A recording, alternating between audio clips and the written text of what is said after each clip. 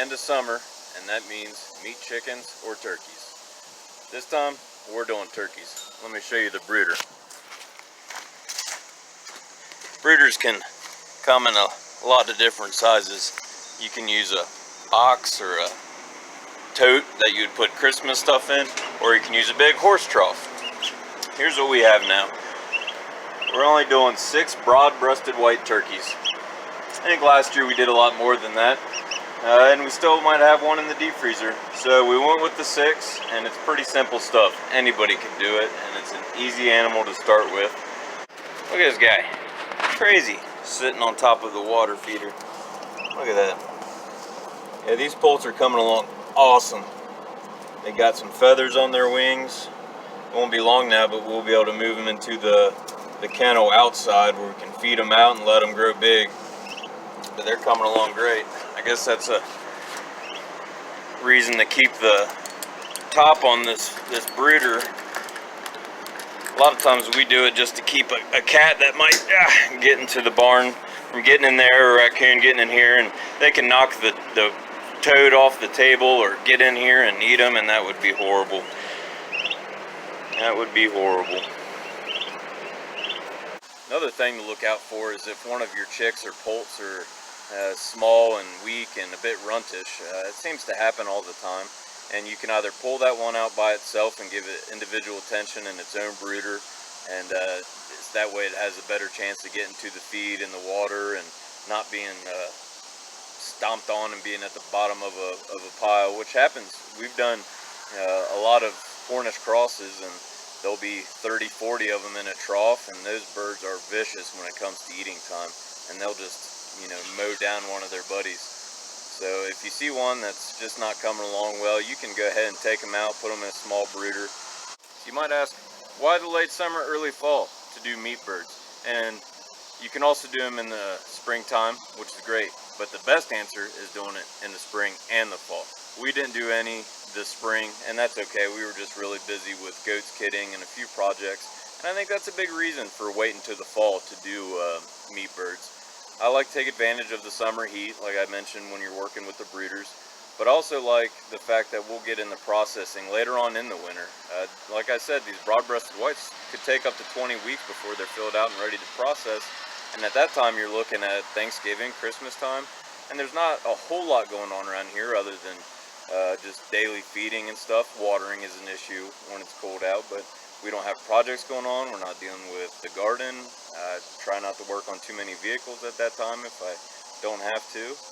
So yeah, it's actually kind of gives you something to do in those winter months. So that's pretty much it. All you got to do is feed and water them, and they're good to go, and you can eat them in about 4 months. No, that's not true at all. There's some important aspects for raising meat chickens and turkeys. I think the biggest one at this point is keeping the brooder clean and free of mites. Mites can be an issue. It happens. There's nothing you can do about it.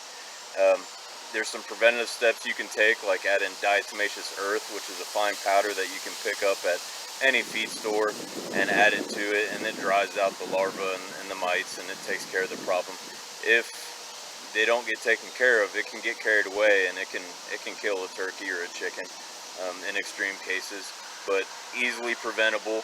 Every time you clean that brooder, and at this point, with the way they're growing so quickly, and even though that there's just 6 poults in there, it'll get stinky quick.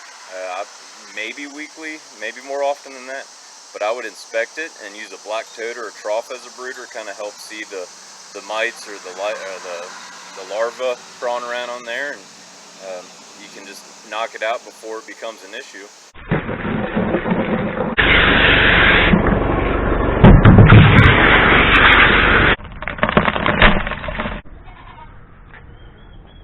Nope, don't pour it. No, it just sits in here. That's okay. They'll eat that up. It'll teach them to scratch. Alright. Carefully put one in. Put it in there, Mary. Put it in the other one.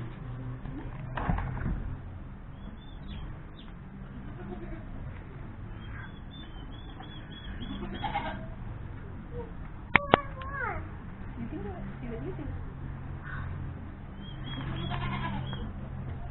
Hold it.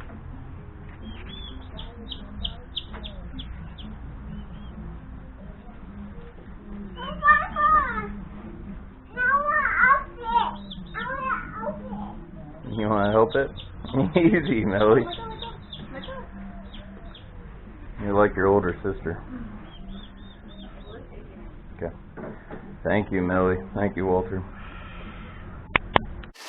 Here's the layers mash I was talking about. We get it from a feed mill in town that makes it. Oh no, this bucket's broken. We get it in a feed mill in town. Any feed mill will probably have their own recipe of mash that they all swear by, and they're all pretty good. I highly recommend it over crumbles or pelletized feed. I think the important thing is to not switch out all the time, to find a brand that you like and it gets the results that you like and the price that you like. Anyway, check this out. Once these chickens figure out I'm carrying their layers mash. Oh, Douglas. I don't even know. Doug might scare him away.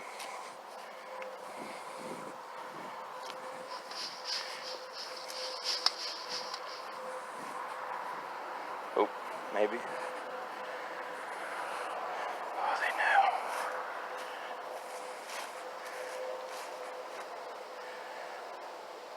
know. You guys coming? Come on. Come on. There we go. There we go. Yes.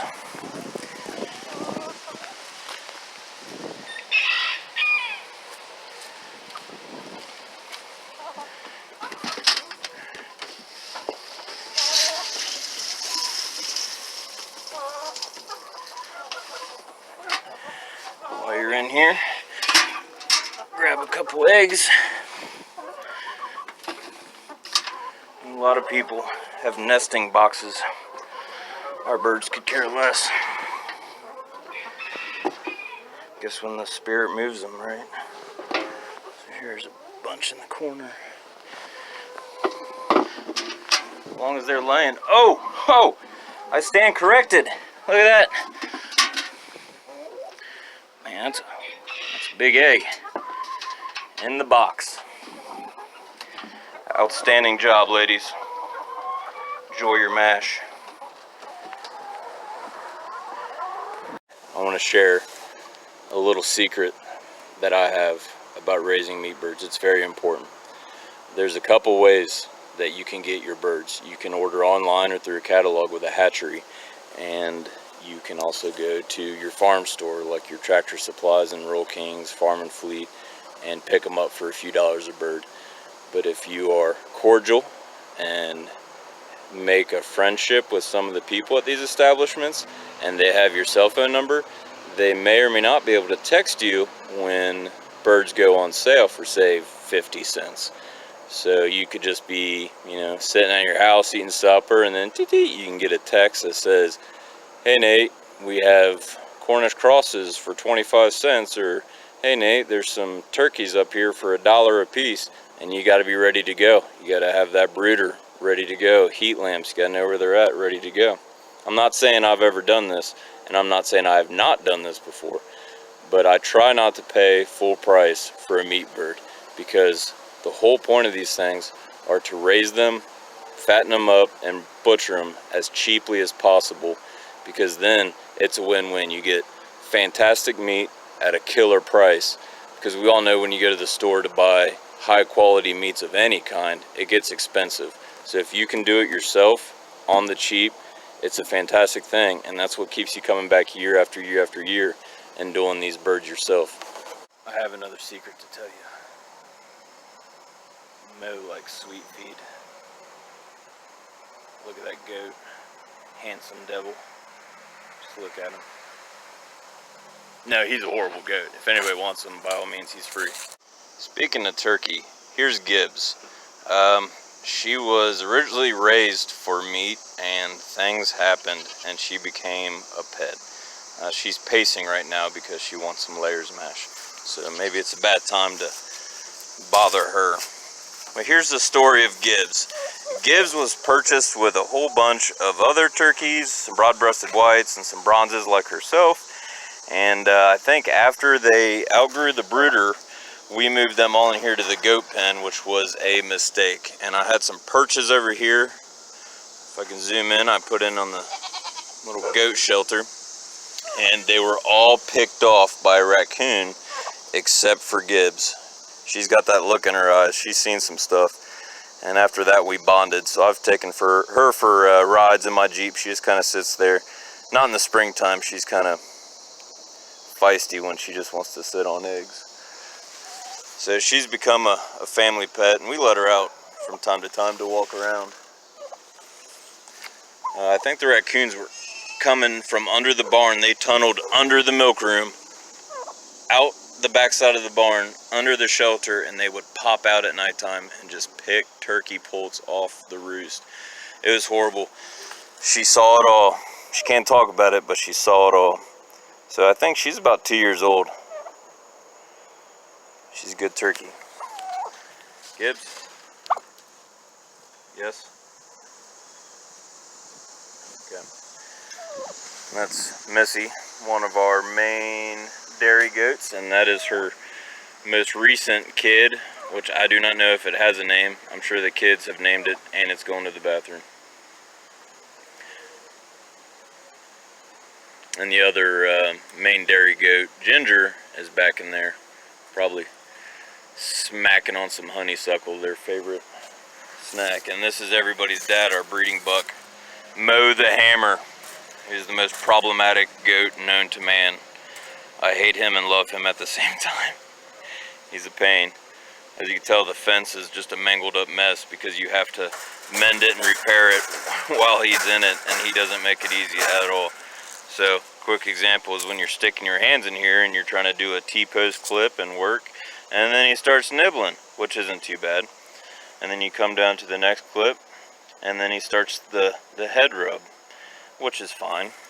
And then you can come down here and you're on your final clip, and you're not going to headbutt me, are you? We've had some bloody battles in here, Mo and me. Uh-oh. He might. I don't want to do it. I don't want to do it. I've had too much suffering because of that goat.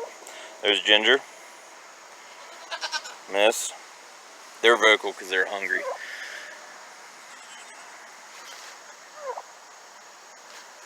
Bunch of ladies hanging out in here. Alright, I'll go get your food. Calm down. In case you've already jumped in your car and you're heading into town, excited to buy a little cardboard box with little tiny windows in it with a bunch of little chirpy things in it.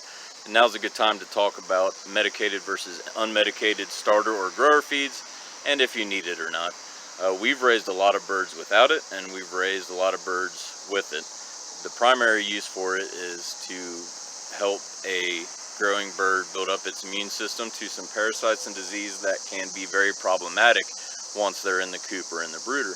Primarily coccidiosis. Coccidiosis is a parasite that gets in the chicken's tubes, and it can cause all sorts of problems.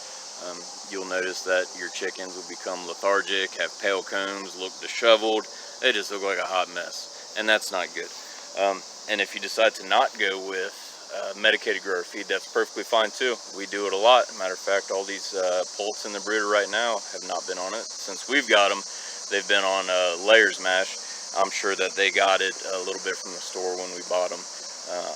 If you get something from a hatchery, I don't know. I think that'd be a question that you would want to call and ask the hatchery or the store if it's something that you definitely want to do or you don't want to do. But don't worry. If you start a brooder without any medicated grower feed and they grow up, or if you see any signs of coccidiosis, you can take care of it. You can go to the store and they will sell a gallon jug of a liquid called cord, and cord will have instructions on the back how to add it to the water feeder for the birds, and it will take care of the parasites that are in their intestines, and crisis averted. And like with anything that I've talked about, with any animal that you decide to raise, be it horses, hogs, sheep, donkeys, snakes, rabbits, goats, it doesn't matter. The best thing that you can do for any of these animals is throughout your daily routine, when you're feeding them and watering, is spend time with them, and you'll have a really good sense of what's normal for them and when there's a problem in the herd or in the coop, the flock. And when you see signs, if you can catch it early, you can take care of coccidiosis, no problem. Very manageable. And it's just like when I was talking about the mites. just when you're in there often, when you're cleaning out brooders or watering or feeding, just pay attention to details. And if you catch these things early, it's no problem. And these things are going to happen. You're going to have a barn that's going to get mites in it. You're going to have chickens with coccidiosis. You're going to have, goats with problems. It's part of it. And your local feed store with the little mini fridge with all the medications and syringes and needles that you can buy, it's just something that you're going to have to get into. And the best preventative measure is knowing your animals and knowing them well. I think that's been our number one thing that we can advise people is spend time with your animals. And if you see signs of an illness, you can ask other people, you can Google it. And again, no matter what it is, you catch it early. Usually it's manageable and pretty affordable, and either a medicated feed or a shot or something. And whichever direction you decide to go, medicated, unmedicated, the birds are going to turn out okay as long as that you stay on top of them and you look after them and pay attention to detail. I'm about to shut the barn down for the night, so it's a good moment to talk about brooder temperatures. New chicks and poults need to be about 95 degrees, and you can back it down 5 degrees for every week that you go. And you want to set your brooder up so the poults or chicks have an opportunity to get away from the heat lamp if it gets too hot. So right now these birds are a few weeks old, so we should be 80, 85 maybe, somewhere in there. So a good thing to go by is an infrared thermometer. You could do a quick check of temperatures. You can hit the bird with the infrared and they'll go chase the little red dot just like a cat. But yeah, 89, 90, 88. So it's a little on the warmer side, but I just turned the heat lamp on for the evening, so I think the lows are still going to be in the high 60s, lower 70s, so I'll leave it on at nighttime. But as the ambient temperature starts to change a little bit and these poults start to grow up a little bit and grow feathers and regulate their own heat a little bit better, I can pull the heat lamp away, have it on a rope, and you can adjust it so it gets higher and lower. So that's something important. And like I always mention, just know your animals and spend time with them when you're feeding them and cleaning brooders or whatnot. And you can just watch them. If they're spending more time huddled up than they are walking around eating and feeding, that might be a sign that it's too cold in the brooder. Just looking at their feather growth. And I think it's okay to kind of speed up the temperature a little bit as far as dropping it down. And it might encourage feather growth and make a more hardy bird and get them ready to move outside and so you can feed them out. So it's nighttime, it's cooling down, or maybe I'm just scaring them. Talk about temperatures. I decided it was a good time to move the heat lamp up a little bit. I just swapped it to the shorter rope and aimed the heat lamp over to the corner, so if they get cold in the nighttime they can get in the corner and have heat aimed over there, and if it's too much they have plenty of other brooder space to get out of the heat. And it's much more ideal, I'd say, for the next week, and then we kind of check temperatures and go from there.